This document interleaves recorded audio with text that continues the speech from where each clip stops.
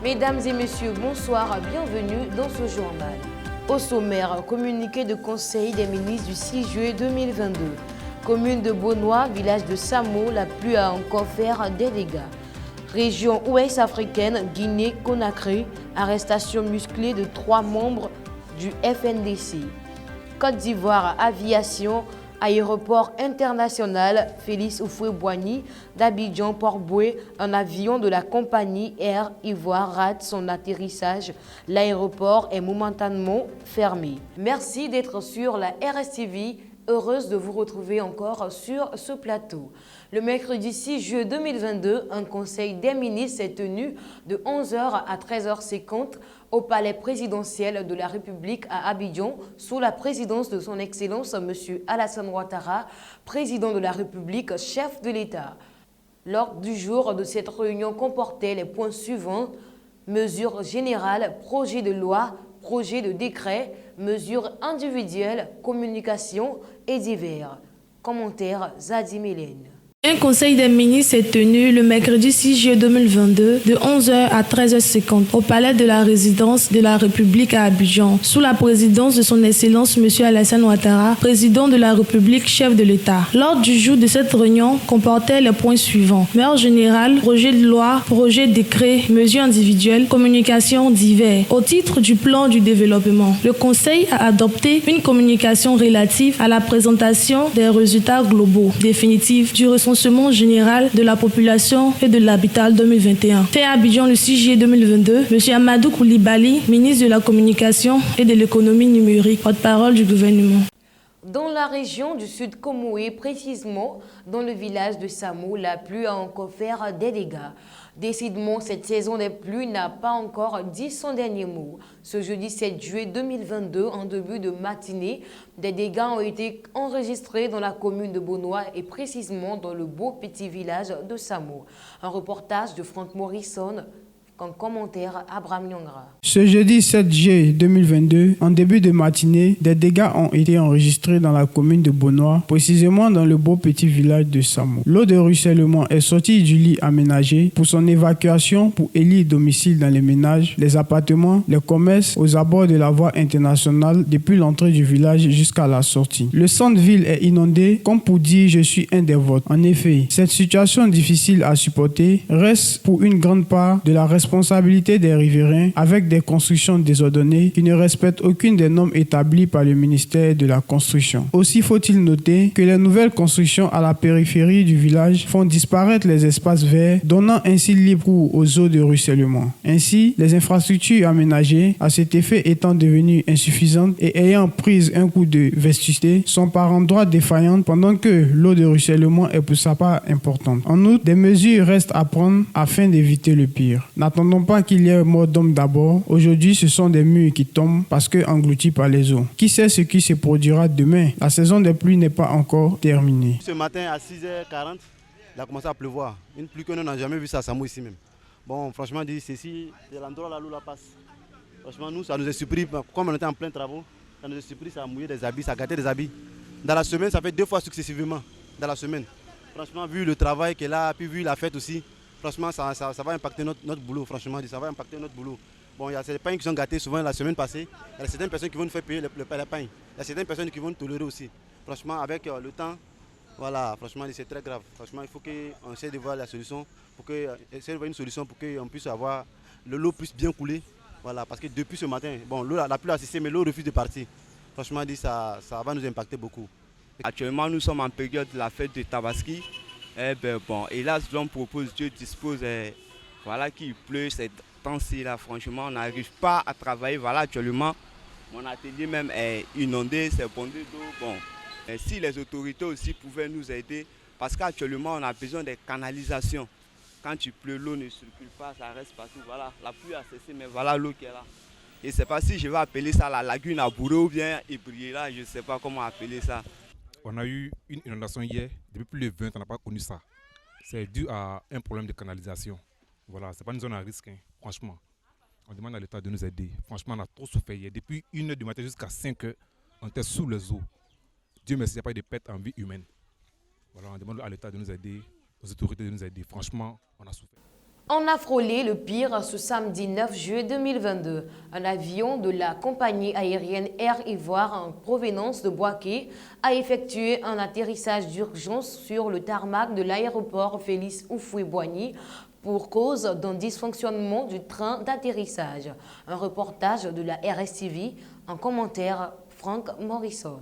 Ce samedi 9 juillet 2022, aux alentours de 19h15, un avion de la compagnie aérienne Air Côte d'Ivoire, en provenance de Korogo, a effectué un atterrissage d'urgence sur le tarmac de l'aéroport Félix Houphouët-Boigny. Pour cause, un dysfonctionnement du train d'atterrissage. Grâce au calme du pilote, l'atterrissage s'est bien déroulé. L'espace aérien était fermé et aucun blessé n'est enregistré. Tous les avions qui devaient atterrir ce jour furent dirigés vers le Ghana. Cela a suscité plusieurs interrogations pour un pays émergent.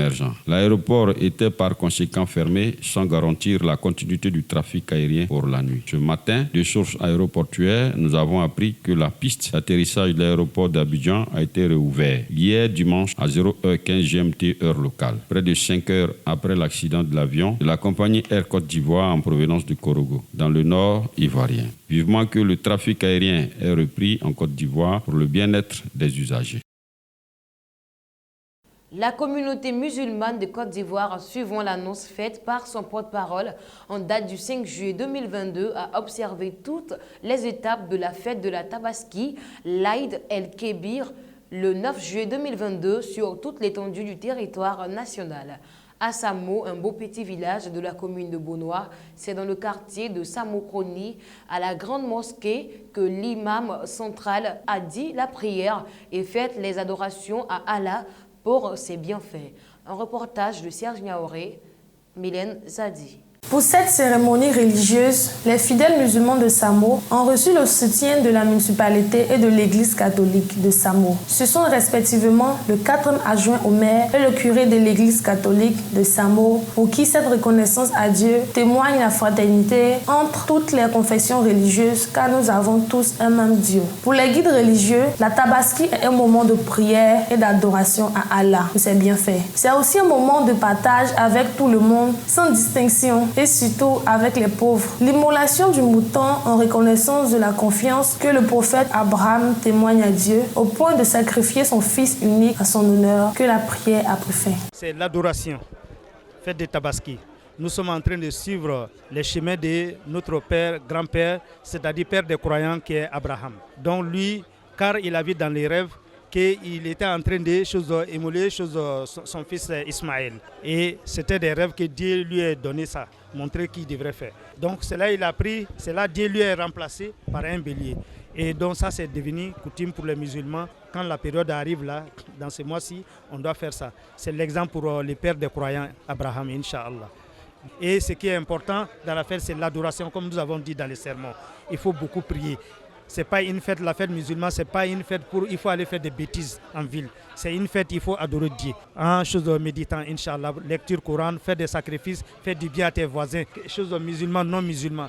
Ton voisin, tu dois l'aider. Les orphelins, soit musulmans ou bien non musulmans. Les pauvres, il faut les aider. Tout le monde doit être heureux aujourd'hui. Voilà, c'est ça l'étape des choses de fête de Tabaski, Inch'Allah.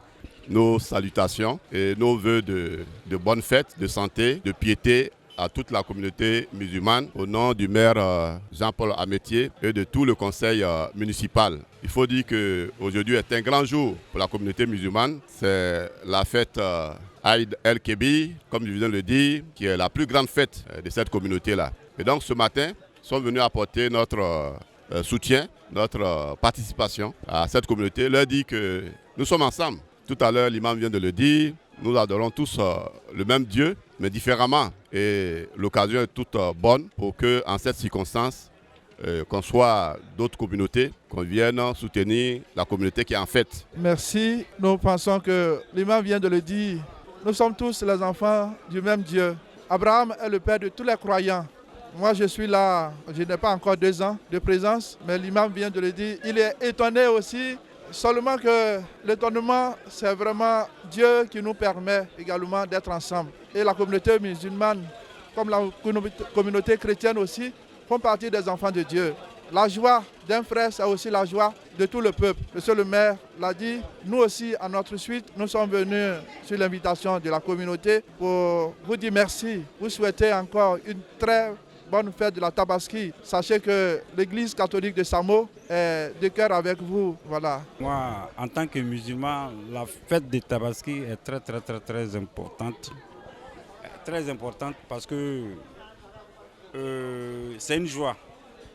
Parce qu'après les mois de carême, après maintenant c'est la joie, c'est la Tabaski, c'est une fête. En quelque sorte, c'est une fête, puisque c'est un mois très béni, puisque c'est le mois où nous, tout musulman qui a les moyens va à la Mecque pour faire le pèlerinage. Donc c'est un mois qui est très important. C'est un mois de fête. La Tabaski, c'est de la fête.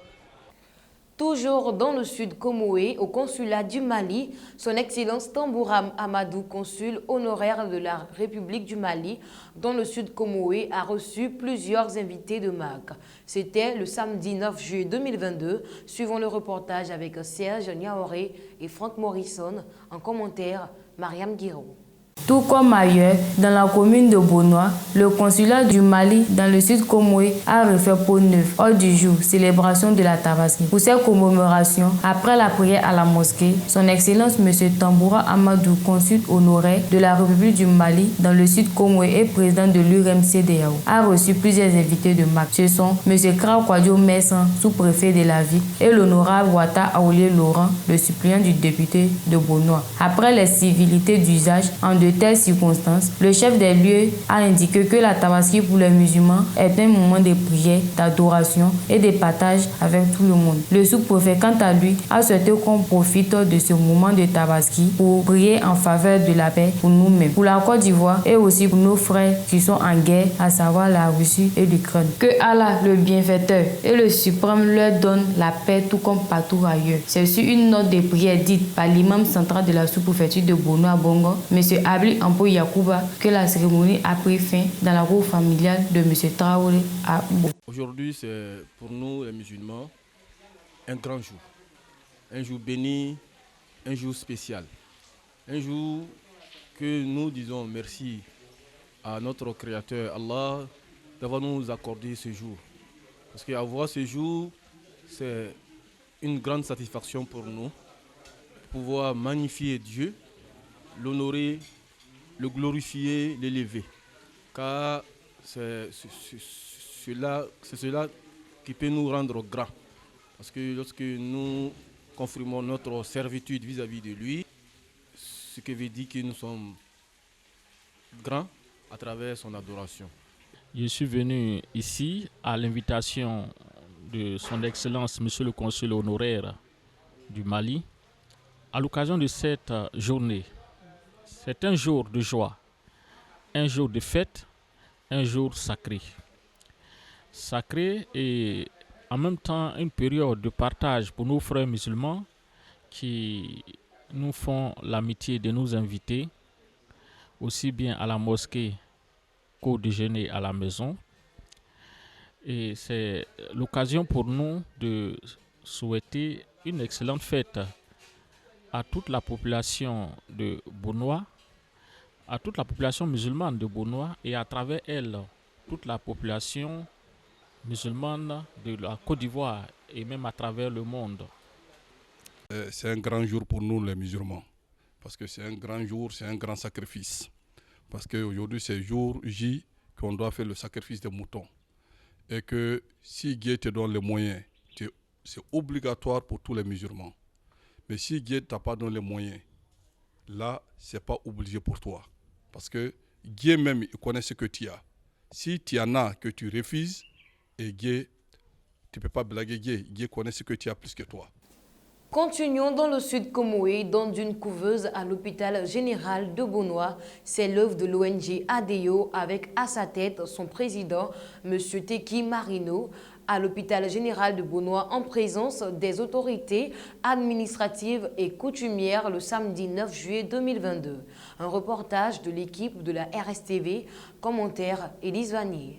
L'honorable Ouata Awele Laurent, député suppléant représentant le premier magistrat de la commune, a dit le traditionnel Akwaba avant de remercier les donateurs et tous ceux qui ont honoré de leur présence cette cérémonie des dons. À sa suite, le docteur Seri, médecin-chef de l'hôpital général de Beaunois, représentant le sous-préfet et le directeur général de l'hôpital, a dit toute sa gratitude à l'ONG ADEO avant de rappeler que le personnel soignant saura faire bon usage de ce matériel qui vient renforcer leur plateau technique. Prenant la parole, M. Teki Marino, président de l'ONG ADEO, a remercié tous ceux qui sont venus le soutenir pour cette cérémonie avant d'annoncer que cette œuvre de bienfaisance ouvre la porte à une série de dons qui s'achèvera dans les jours à venir, car c'est le début d'une mission qui va permettre d'équiper tous les centres de santé de la commune de Beaunois. Bouclant la série des allocutions, Madame la ministre, Madame Adjobi Nebou Yaba Christine,